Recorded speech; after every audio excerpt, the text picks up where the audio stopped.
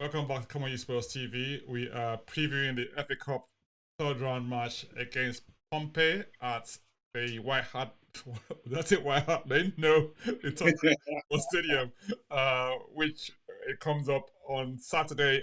The early kickoff. Oh, there's so many early kickoffs on that day. So yes, we're looking forward to that. With me to preview that match is Chuma. He will join us on the other side. In the meantime, come on, you Spurs.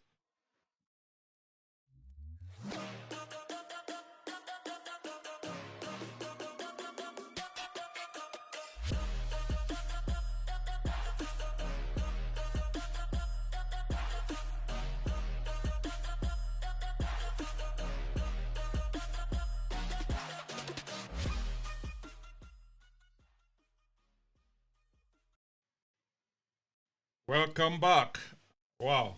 Um, Spurs, welcome to Come On Spurs TV, where we talk about everything Spurs. Today we are previewing the match between, like I said earlier on, Tottenham against Portsmouth. Taking place at the White. I said it against White Hart Lane. No, it's the Tottenham Hotspur. I can't seem to get rid of White Hart Lane from my head. I'm so used to that stadium. Anyway, yeah, that's history now. We are now I know, I at know. the Hotspur Stadium. With me today is Chuma. Chuma, how are you? Oh, I'm super good. I think you're conflating the Tottenham Hotspur Stadium because the last time we won the FA Cup was we were playing at the Lane, so I I can know. understand why. So Well, FA Cup, it might be a good sign. FA Cup is bringing back memories of you.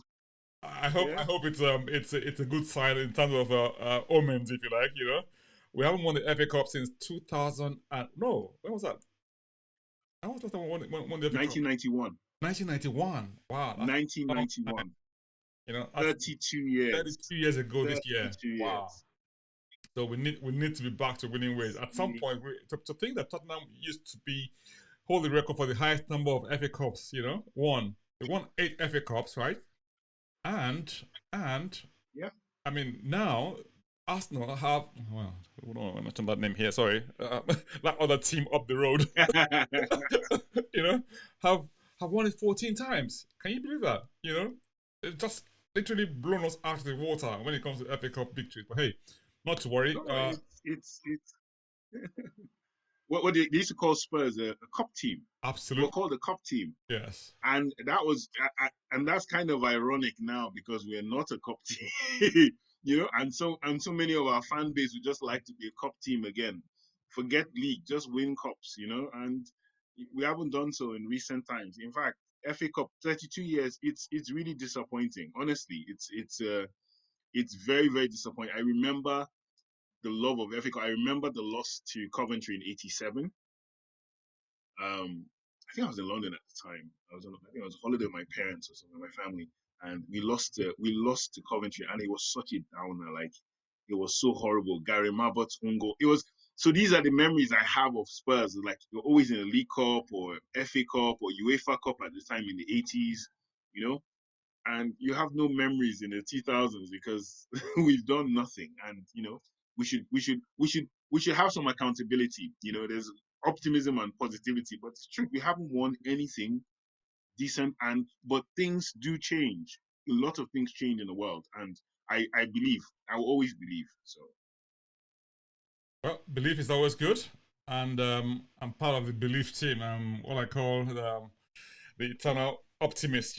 And like you, I believe strongly in being positive. So well, that's my nature. I can't help it. So hey, that's good. But hey, listen, we're meeting Portsmouth, and the last time we met Portsmouth in the FA Cup, it was the semi-final at Wembley, and I remember that match very well because I was there, and very disappointing because we seemed to be on a high that year.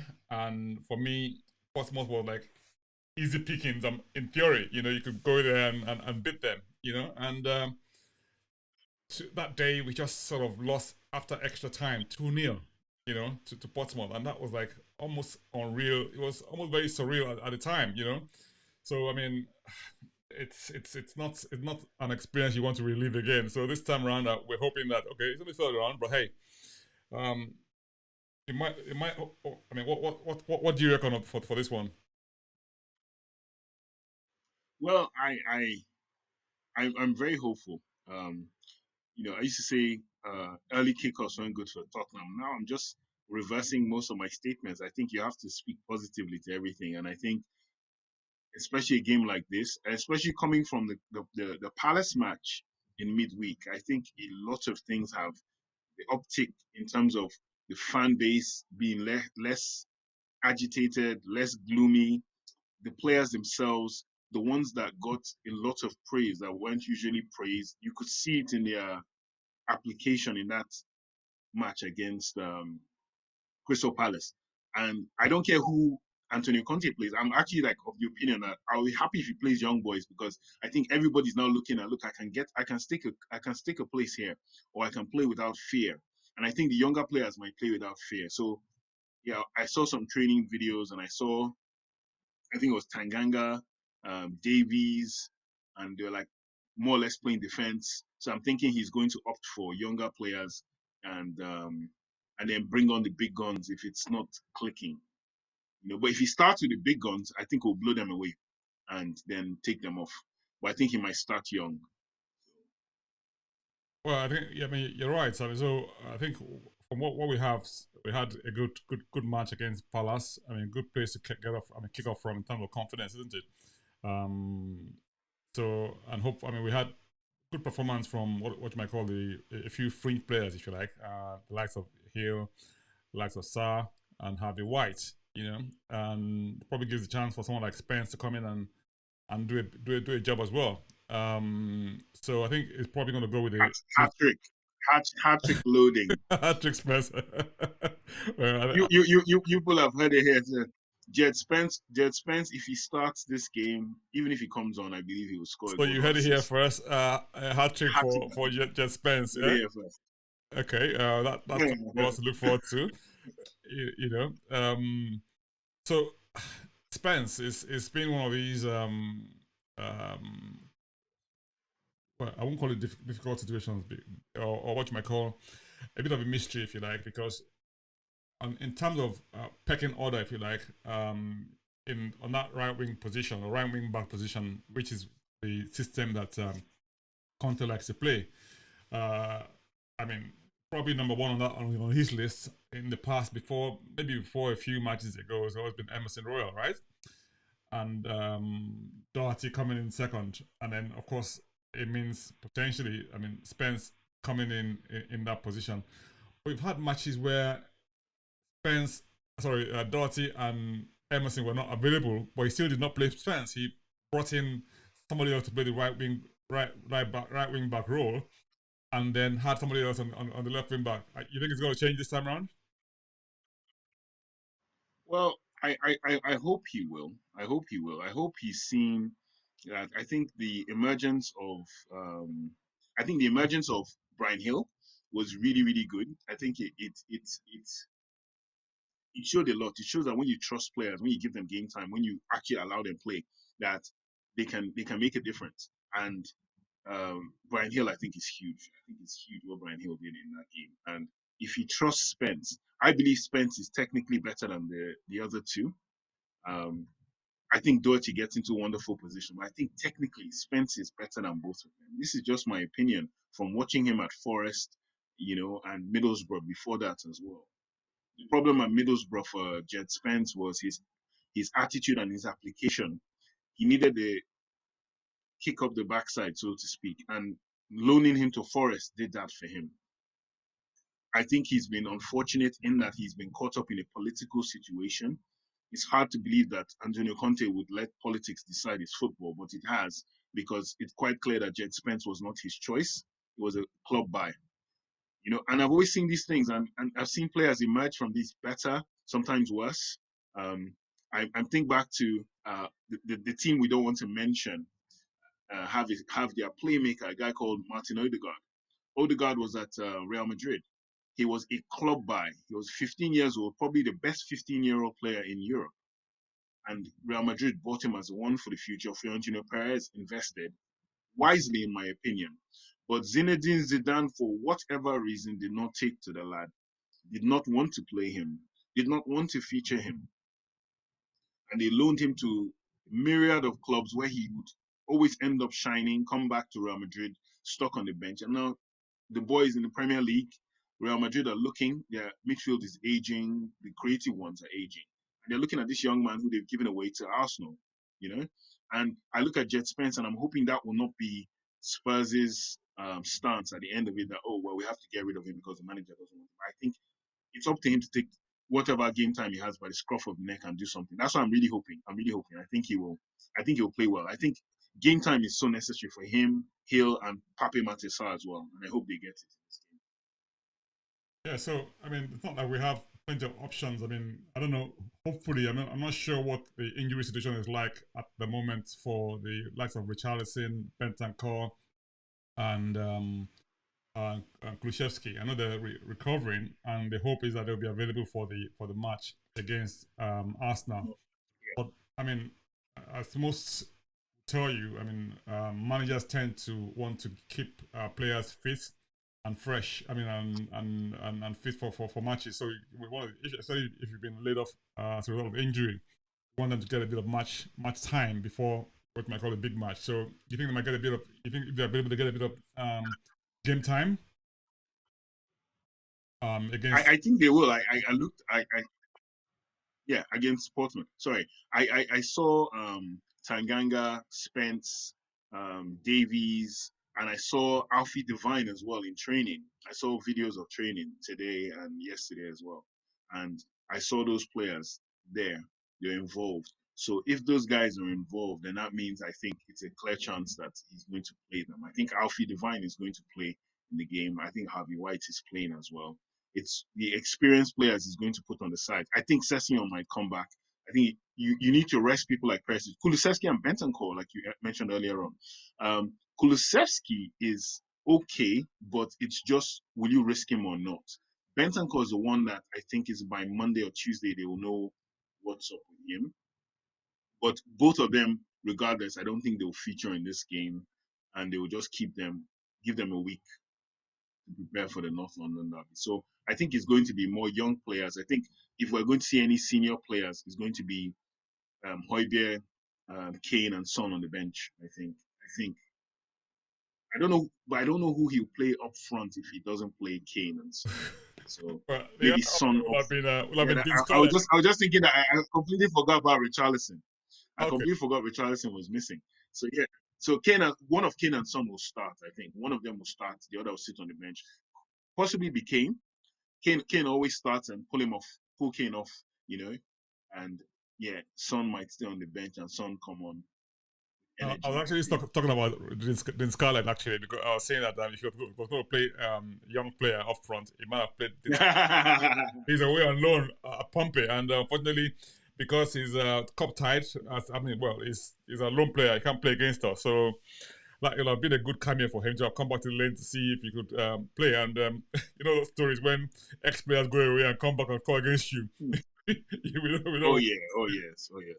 You know. It's always the case. Always the case. Always the case. But the FA But Cup no, is he's one of Dane those great. Scarlett's played well as well. Second, Dane Scarlett's played quite well. His development at Portsmouth's been apparently really he's good. doing I quite haven't well checked how many at goals the he moment. scored, Yes. but yeah, from what I've been hearing, he's doing really really well. Of all our guys on loan, he's really functioning. Yeah, So so I think for me, I mean, I'm not sure what Conte is going to do, but it'll be interesting. I don't know if Richarlison is back 2 years. I mean, if he is back, of course, it means he probably will get a bit of game time as well to see what that looks like. And I was saying earlier on that the FA Cup is always full of upsets, isn't it? Because you always got big scalps, and the oh small teams yeah, always play every yeah. match like the cup final, either with the view to getting are we having replays this year or just straight up penalties? I think it's straight up now. I think Right, especially with the World Cup, I think it's now right. just So straight up penalties. whatever No, happens, no, happens. no, no, no going back to your stadium for a big money day, right? No, no, no, no. That's done now. I think that's done. Yeah. I So don't know. I enjoyed replays. I thought it was a good way for the smaller club to make money. You know, but However, I also, as a Premier League team, you need your players to be fit and fresh. So for Yeah, me, especially they've been, let's just play and get it over. so it's probably been a quite long season. Now, It is. if we're gonna sort of do like predictions, what would you predict for the scores against for this match? Well, I think it will depend on who's starting up front for me. Uh, if Harry Kane starts and he has suitable coverage around him, if he starts Kane and Son, I would go for like a 3-0, 3-0. I don't know. I think 3-0 is safe for me. Anything above three, I'll take. But I think 2 to 3-0. I think Pompey have a manager. These brothers, the Cowley brothers, they were in charge of Huddersfield for a while as well. Very good. They are very good guys. Front foot. They are very open. So they play open football. They play attacking football, and I think Spurs prefer it when teams don't. I don't think they're coming back to sit. They're not coming to sit back. If we if we if we get at them For early, Stone we to run can at them, score. eh? Yeah. That's the thing. When the team sits back, like Villa were very defensively well organized. Villa were really, like, people don't give enough credit to what Villa did. Villa were very compact when it needed to be, and it worked very, very well against Spurs. Um, Crystal Palace weren't. Crystal Palace are a team that they come for you. So there were little gaps as well. So as soon as you could break one or two areas and score, it opened up for us. So Portsmouth, I think, are coming to play football. I don't think they're coming to stay back. And they might feel they have a chance, that Spurs always concede, because that's the Hopefully recurring take us to theme for the penalties, season. right? So if they decide, Extra time and penalties. yeah. So if they decide, if they decide to, they could want to, and then penalties and of course Harry Kane. Let's not talk about Harry Kane at the moment. But yeah, I love the statement he made the other day. He said he will remember that penalty kick for the rest of his life. But what it has done has actually fueled his fire to do more and score more goals for Tottenham and England. And I like that. I like that the resilience in that statement. People might insult him for missing. Yeah, but he said, yeah, I'll remember it for the rest of my life, but I'm going to use it as a fuel to do more in my life. And I like that. So I'm not scared of penalties. It is what it is. It's the luck of the draw. But I think Spurs will win this match. And I think we'll win by a good margin, hopefully. That's what we hope as well. I mean, and hopefully the likes of Pape Matassa, Hale, Skip, and Harvey White will have significant roles to play in this match, and hopefully we get the chance to rest some of our key players. I mean, ahead of the North London Derby uh, next week. That would be an interesting central midfield pairing, don't you think? Absolutely. Um, Playing Skip and Pape Matissa. I would actually like to see that. And maybe Harvey White in front of them. I don't know, three of them and two people off. I would like to see that. I would find that very, very, very intriguing. Yeah, we'll see. I would. I We'll would. see how Conte decides to go, but interesting options. The other bits, a big story as well. If you like, the press like to be negative when it comes to Spurs. I mean, and post Villa game, it was all doom and gloom. How Spurs don't score, how we always concede first, how the world is coming to an end because Mr. Conte hasn't signed a new contract. How we have a very very poor squad, and all of a sudden we spent plenty of money during the summer. We've bought it up back in Conte. All sorts of negative stories in the press. And how Conte says, "Oh, he actually doesn't have creative players." I mean, he said he didn't say so. He just said that they didn't create so much in the Villa match. And people, I mean, sort of misquoted him to say that he said, "Oh, they don't have creative players." So, I mean, when you lose matches, it generates a lot of negativity. And Spurs are no exception. And because of that, I mean, it kind of maybe can use that as a sort of fuel, if you like. I know what Mourinho used to do back in the day. He used to sort of create what you might call a siege mentality, and then like the wall against you guys, you guys go and show them, and then they always came out and ended up, coming on top. And I think that's what Conte is also beginning to sort of show I mean, build into that team as well. Because I know that for sure. But I mean, even though we didn't we considered first in a lot of matches that we played. They did show quite a lot of resilience. They showed fighting spirit and came back in a lot of those matches. So it wasn't all doom and gloom. I mean, even the matches that we lost against Liverpool and the rest of it, some of those matches, if you go back and look at watch the matches again, the scoreline were probably not that fair in that respect. I think the only match I don't know that you probably want to sort of say that okay, maybe we deservedly lost was maybe the Villa. Well, even the Villa match. I mean, you had the a lot of them were what I call howlers, if you like, or individual errors that could have been avoided. I guess people will tell you that on the other side, that's how people score goals. But it wasn't Exactly. for great ability or big skill. It was just poor defending or just giving them gifts. I mean, I remember Newcastle, Have your contribution. Mr. Lloris, Villa Lloris as well, match against Liverpool, same thing happened as well. So you saw so many opportunities where we could have won those matches if not for our own individual errors. So hoping that we go, use the Villa match as a turnaround and the match against Crystal Palace, well, of course, good confidence booster away from home, 4 goals. Sound breaking is hoodoo. We also sort of ended up not conceding first, and like you said in the last review. I mean, saying that at the same time, And conceding at all. We exactly, didn't concede first and didn't concede at all. absolutely. So yeah, clean sheet. That's absolutely fantastic. So we look forward to this match. I say I agree with you. Probably ended up going to be 2-0, 3-0. But hey, that's what we're hoping for. But yeah, thank you so much, Chuma. No, no. Amazing. Oh, but before we go, just a quick um, rest in peace to Gianluca Vialli. Oh, that's Very, very great player. He was I watched Sampdoria growing up. I watched Sampdoria, that Sampdoria team, him and Mancini. I watched them play. I watched one of the first like videos. My uncle used to send us videos back in Nigeria of football games, and he taped the European Championships. I remember seeing Italy play, and Italy played with Vialli and Mancini up front, and that's when I discovered them. I then started watching Sampdoria. I used to see Sampdoria matches. There were these different shows in Nigeria that used to show international matches, and I saw them. And you know, he's one of those guys that it transcends club rivalry because he played for Chelsea and managed Chelsea, but he's just a genuinely he came across as a genuinely nice guy, and the tribute being paid, you can tell that he honestly was. He came from a rich family. They're like barons in where he's from in Italy, but he was so humble and so thing. He was also once the world's most expensive player when he moved from Sampdoria to Juventus. He was the first. I think it was first signing over £10 million in history. He didn't live up to the billing, but he still won titles.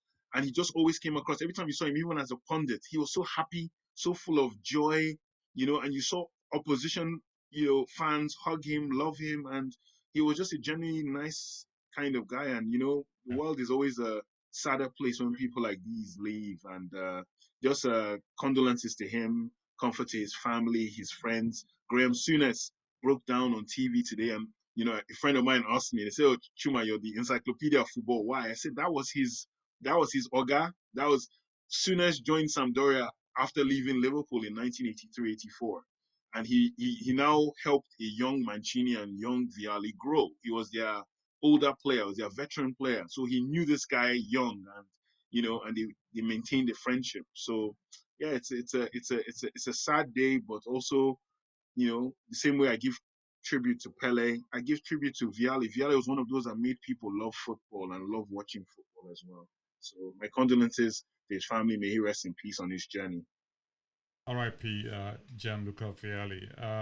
Yeah, like you said, he's one of these guys that just love a guy. I mean, I just loved him, even though he was playing for Chelsea. He has this thing about him that he just sort of has this charm, this aura about him that just oozes goodness. Yeah, Yeah, he's yeah. such a lovely guy, such a lovely, lovely guy.